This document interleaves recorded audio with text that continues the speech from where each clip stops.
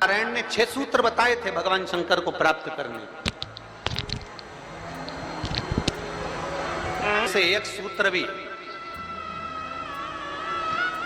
जितने लोग आस्था चैनल पर कथा सुन रहे हैं, फेसबुक यूट्यूब पर कथा सुन रहे हैं और जितने विदिशा की पवित्र भूमि पर कथा सुन रहे हैं, इनमें से एक सूत्र भी अगर हम अपनी जिंदगी में उतार लें तो हमको देवादिदेव महादेव का साक्षीकरण जरूर होता।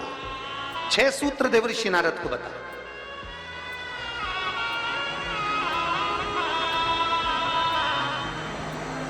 सबसे पहला सूत्र जो देवऋषि नारद को भगवान नारायण ने बताया कि हे नारद, आप शिव को प्राप्त करने का एक तरीका पूछ रहे हो, भगवान शंकर को प्राप्त करने का कोई उपाय पूछ रहे हो, भगवान शिव को कैसे प्राप्त करा जाए वो तुम पूछ रहे हो। तो उसमें 6 सूत्र हैं। उस 6 सूत्र में सबसे पहला सूत्र है अपने मस्तक पर भस्म का तिलक, चंदन का तिलक, त्रिपुंड अपने मस्तक पर जो जीव लगा लेता है वो भगवान शंकर की शरणागति को प्राप्त कर ही लेगा।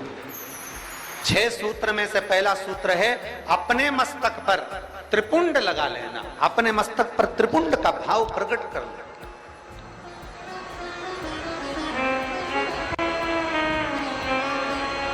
अब एक बात बहुत ध्यान से सुनिएगा, जरा स्मरण में रखिएगा।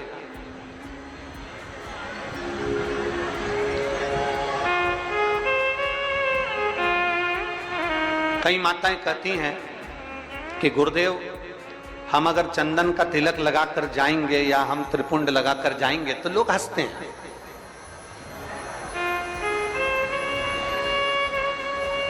हम अगर चंदन का तिलक लगाकर जाएं, त्रिपुंड लगाकर जाएं तो दुनिया के लोग हंसते हैं। तो हम स्त्री को, हम नारी को क्या करना चाहिए?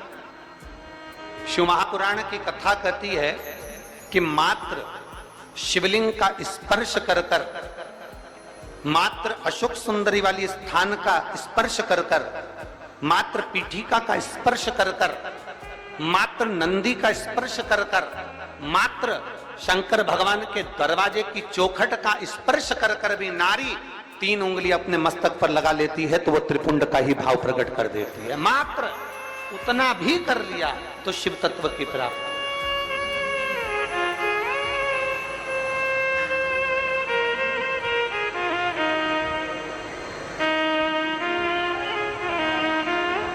दूसरा सूत्र बताया है देवऋषि नारद को। दूसरा सूत्र ये 24,000 श्लोक की 12 संहिताओं के अंतर्गत जो देवऋषि नारद को वर्णन किया जा रहा है, उसमें 6 सूत्र से वेत्रवती शिव महापुराण की कथा को प्रारंभ कर रहा है। 6 सूत्र से पहला सूत्र है शिव को प्राप्त करने के लिए मस्तक पर त्रिपुंड। दूसरा सूत्र है जब मौका मिल जाए तो देवादिदेव महादेव के मंदिर में 1 लोटा जल समर्पित कर। यह दूसरा सूत्र है।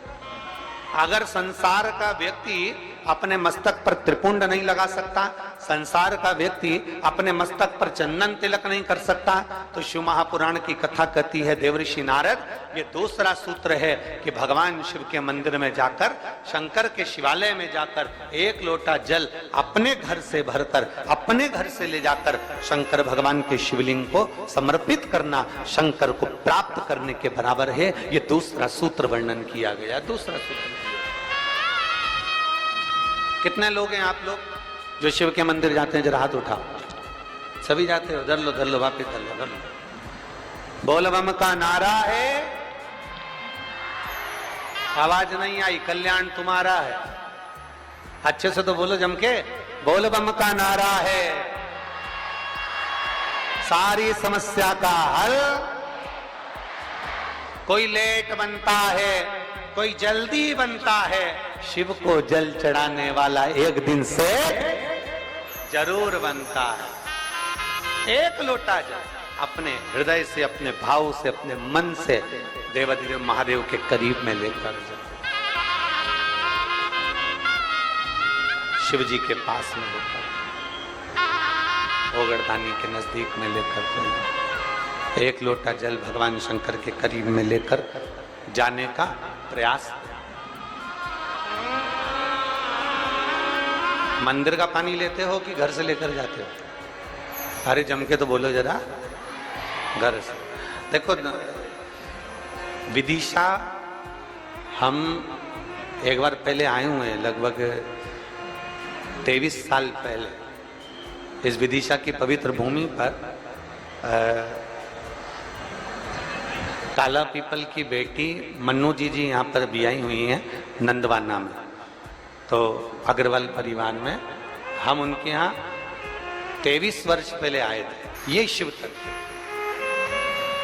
हम जब यहाँ से चले थे होटल पे से, तो राहुल जी और रोहित जी हमको जब लेकर आ रहे थे, अग्रवाल जी जिनका वो गार्डन बना हुआ नहीं है, जैसे हेलीकॉप्टर को उतारने के लिए हेलीपैड बनाया जाता है और एच लिख दिया जाता है और हेलीकॉप्टर वाले को दिख जाता है कि मुझे यहाँ उतरना है।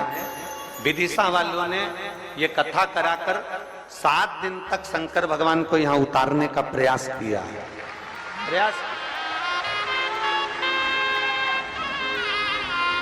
हेलीकॉप्टर का हेलीपैड केवल हेलीकॉप्टर को उतरने के लिए होता है, और शिव महापुराण का ये पंडाल आपके भीतर की अविरल भक्ति, आपके पूर्वजों का पुण्य, जरा विचार करिएगा। हम वो रोहित जी राहुल जी से कह रहे थे कि आप लोगों के कहीं पूर्वजों का पुण्य होगा, जो ये सक्सेना परिवार है, शर्मा परिवार है, आदि जितने भी लोग यहाँ लगे हुए हैं, शास्त्री जी लगे हुए हैं, राजपूत जी लगे हुए हैं, और भी विधायक महोदय और उनकी पूरी टीम लगी हुई है। तो कहीं ना कहीं किसी न किसी रूप में जो ये सारे सहयोगी जन लगे हुए हैं, तो इनका कोई पूर्व का पुण्य इनके पितरों का प्रबल हुआ होगा, इनका आशीर्वाद मिला होगा, तब जाकर ये कथा का भाव यहाँ पर प्रकट हुआ। चाहे वो शर्मा जी हो, चाहे जायसवाल जी हो, चाहे आदिक राजपूत जी हो, जितने भी परिवार साधु,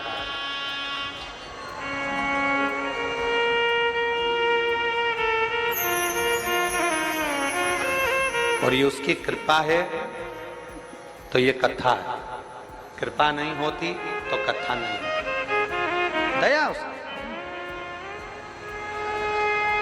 और देखिए, सूखे में कथा करा लेना एक अलग बात हो जाती है, व्यवस्था तुरंत हो जाती है, सूखा समय रहता है, पानी वानी का टेंशन नहीं रहता। पर बारिश में व्यवस्था करना, जमीन तैयार करवाना, पंडाल लगाना, थोड़ी व्यवस्थाएं करना थोड़ा कठिन होता है। अच्छा, तुम में से कितने लोग हैं जो अपने छोरा छोरी की शादी बारिश में करते हैं? जम के तो बोलो जरा, अपने छोरा छोरी की शादी करो बारिश में। कोई नहीं करे बारिश में। गांव का व्यक्ति हो चाहे शहर का व्यक्ति हो, प्रयास यह करता है भैया या तो ठंड का मौसम हो या थोड़ा गर्मी का मौसम हो, ऐसा मौसम देखना जिसमें थोड़ा डेंटिंग पेंटिंग भी हो जाए और तैयार वैयार होके खाना पीना भी जोरदार हो जाए, तो मुहूर्त देखा जाए। अब बारिश में छोरा छोरी की शादी कौन करे? कौन करे? वहां वो तो कोई इमरजेंसी हो, बहुत जरूरी हो, छोरा छोरी माने ही नहीं, मैं तो हुई करूं, मैं तो अब भी करूं, नहीं तो मैं तो बेतरनी में बेतरबती में जा रही हूं। अब वो तो कोई जिद पकड़ ले तो फिर बारिश में देखना पड़े, और फिर शादी की लगन नहीं निकले तो देखना पड़े। तो पर बारिश में कथा हो रही है, तैयारी करी गई है, और वो तो इंद्रदेव है, जलवृष्टि आदि की सब, धूप गर्मी सब, हवा पानी सब चलता रहता है। पर निवेदन है आप सबसे, थोड़ा थोड़ा प्रयास आपको करना है, थोड़ा प्रयास समिति कर रही है, और ये सुंदर मां सरस्वती मानस मंडल कर रहा है, माननीय श्री आचार्य रवि कृष्ण शास्त्री जी महाराज। दिल से अपने घर से चलो तो 4 चीजें लेकर चलना है, याद है आप लोगों को? जम के बोलो जरा, पानी की, जम के बोलो जरा, पानी की